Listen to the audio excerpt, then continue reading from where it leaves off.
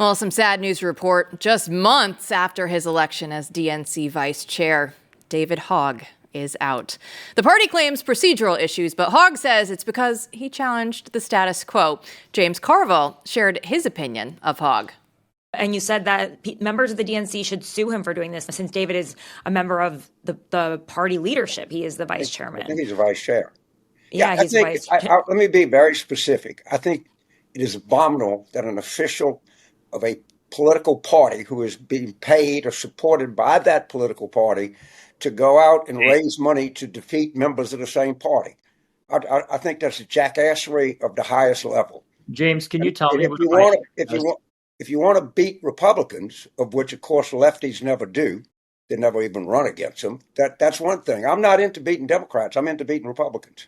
And I just will tell you right to your face, I think it's abominable that you have anything to do with the DNC and you're going to go and raise $20 million to beat other Democrats. Well, here to try to make sense of this is Chris Bedford. Bedford, when we look at this, what does this tell us about the internal dynamics there going on in the Democratic Party? You have kind of the older elder statesman there and the young whippersnapper. I'm confused about who exactly is reading James Carville's mail for him, because he endorsed David Hogg to remain in that position earlier when he was challenged. Said he liked the guy who was willing to pick a fight. He wanted him, and he was the right guy for that job. Because what Carville's saying now is entirely true. Now, I know for a fact that I have read fundraising emails and different things like that have Carville's name signed to it that he never even saw. Didn't even approve the text, didn't look at it. He's like, absolutely, you can use my name and I get a percentage of this or that, or it costs this much money, or I get this access in exchange. But an endorsement for an embattled DNC director, I wonder how exactly he, or vice chair or whatever the heck he was, how he was able to make that. He's got a point. I mean, if you want to raise money to go after incumbents, then there's a million places for you to do that. It kind of shows just a youthful naivete on Hogg's part that he thought the Democratic National Committee was the place to run primaries against incumbents. But there's also kind of an interesting there's an interesting nuance to this that is not the same in the Republican Party. The RNC is a source of power in the GOP. A huge amount of money moves to the RNC. It wields a huge amount of influence because of that. And it is not a place for challenging the status quo. The RNC will often defend candidates, and when it gets in trouble with primary opponents, it sometimes runs afoul of the base because it's not always going to take the base's side. The DNC is different. The Democrats haven't really empowered the DNC over the years. It's not a place that's an influential operation for the Senate of the Democratic Party. They have long outsource that to dark money groups that don't have to disclose anything about what they're getting. They've long outsourced that to outside left-wing groups. I think it's actually one of the reasons why you end up with so much discord in general right now in the Democratic Party is there is not a central party organ that is just simply defending, we need to win seats, we need to take seats, and we need to do that with the team that we have, we need to defend the team that we have. So Hogg's in the wrong position in this. The DNC is in an interesting spot compared to the Republican National Committee. It's just not on the same level as far as it goes for money and influence.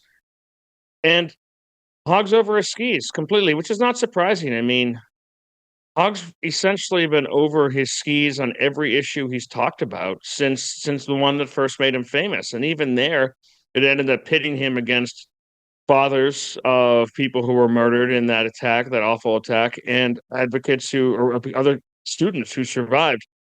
He's kind of gone his own way. He's made his own enemies.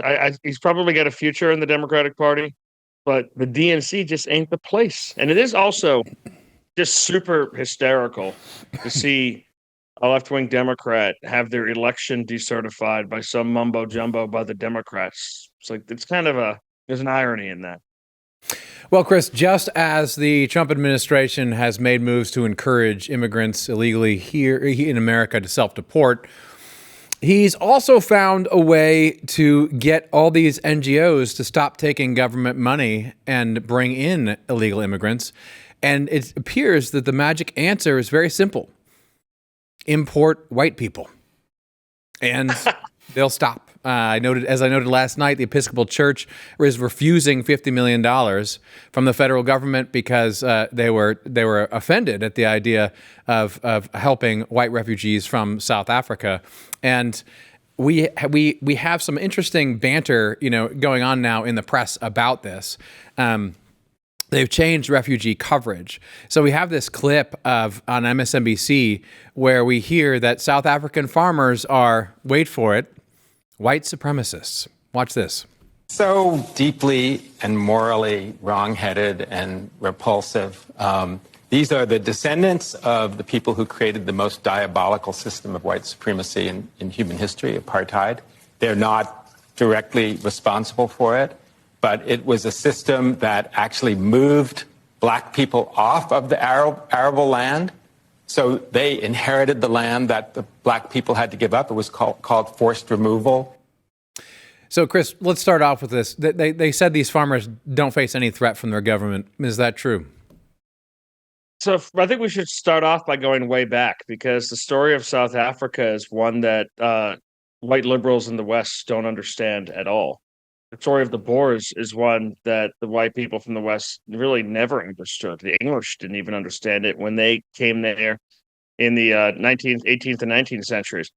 When the Boers got to South Africa and colonized it, and did so viciously. I mean, they were hard on the native indigenous population. You can go to hunting lodges in South Africa that still have antique hunting licenses, where you're allowed to hunt one tribesman that year if you got the license. I mean, they were tough and brutal. But the Zulus were tough and brutal as well. And the Zulus got there, a tribe from Central Africa, around the same time that the Boers got there. They were both conquerors. The indigenous black people of Southern Africa are gone.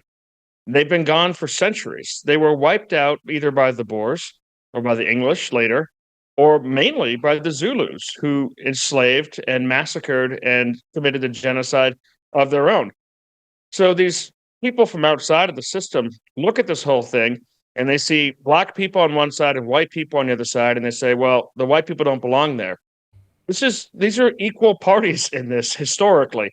These are two outside factions who fought over this land centuries ago, which is kind of something that happens in global history. So to assign some kind of blame here or say that one side is indigenous when both sides are historically conquerors is kind of psychotic here. Of course, there were systems of governance that since transpired. I mean, they had apartheid. South Africa practiced that system, and north of there, a much later system in Rhodesia, they practiced a form of that until the 70s. There are things you can go back and criticize. I think most people need to do a lot more research than they're willing to do to understand the actual nuances of what was going on and what happened since. And also, there's this shroud that everyone puts of Nelson Mandela over South Africa. Nelson Mandela was by far the most moderating force in South African politics, essentially. He pulled the ANC, which ruled by majority uniparty rule for decades, back from the brink. His wife was the kind of person who put tires around people's necks and lit the tires on fire and execute them. By the way, largely black people, not white people, but anyone who stood in the way. So she was a terrorist. But Nelson Mandela was a force for peace. And because of that, what had been the most free and the most prosperous and the most, by freedom, I mean, not always the right to vote. I mean, the right to live in peace, the right to not starve to death, more basic, down on the pyramid of needs, freedoms, and the most prosperous country, and continued that way on its trajectory under Nelson Mandela, at least holding on, has been reduced to one where there's race wars on the brink at certain points, where there's rolling blackouts, where you have to operate with private security if you've got anything, and the poor are constantly victimized, where carjackings are the complete and total norm, or rape is a tactic. That collapse has happened under the rule that we're seeing right now. And I've been interviewing Boers who are from there, the descendants of these places, of these people, for years now. And some of the horrors that they talk about in the racial genocide that is being perpetrated from the top of the South African leadership is unreal. I mean, I talked to one woman who I get misty just thinking about it. They took everything from her husband, her infant, her kids, and then they took even more than that and just left her alone uh, to tell this story. And no one in the West wants to believe it because it doesn't fit into their stupid antebellum narratives that they learned in sixth grade and haven't explored anything beyond that. So they go. People just like to tut these folks who are literally being genocided. And then you see the statement from the South African government saying these people haven't finished paying for their crimes. They're escaping justice. I mean, that right there is we weren't done dealing with them yet. That shows you the government issued a statement about this. And by the way, if you want to reach out to the comms director who's attached to this press release, his name is Stalin. I mean, imagine if Republicans were issuing press releases like, by the way, you can call Pol Pot Bedford if you have any questions about the way these people are going to be treated. It's completely psychotic. And it shows you the Episcopal Church, one, like it's so obvious. Everyone knows it. It's a heresy that's run its course. It's completely dead. It's in DC, it's essentially a homeless shelter with a rainbow flag. And under the Biden years, it was taking over $50 million from the government, and it had no problem as an Episcopal Church resettling people who are Muslim, people who practice witchcraft, people who practice voodoo. That was fine. But these 60 South African Boers, whose religion I don't know, it's historically Christian. A lot of people have fallen away from that in different parts of the world. That's beyond the pale. They're going to withdraw from that program. They're not going to work with it. And it makes me begin to wonder, all right, was the point here actually human rights? Because this is a refugee group by any standard of human rights. Maybe it's not a refugee group by the standard of Black grievance. Maybe it's not a refugee group by the standards of modern left-wing thinking. But if you're concerned about human life, the protection from rape and murder and being robbed and kicked off your land, then you would be concerned about these current people who are not at fault for any of the past crimes of their ancestors at all. And it's really been exposed the way Democrats, the Episcopal Church, and other groups actually think about their role as human rights protectors, is that it's actually just protecting their privilege, their protected classes, and their chosen classes, and refusing to acknowledge people who are suffering except for pursuing their own means, their own ends. Well, we have about 60 seconds left, Bedford. So I want to just settle this because leftists love immigration, right? But they love it if you're illegal, right? We've seen it over and over and over again. MS-13 gang members, totally allowed in here. But when you get to the illegal immigrants from South Africa, how do Democrats square this out that they say, oh, no, not them? It does say at the bottom of the Statue of the Liberty, give us your poor huddled masses so long as they eat cats and dogs.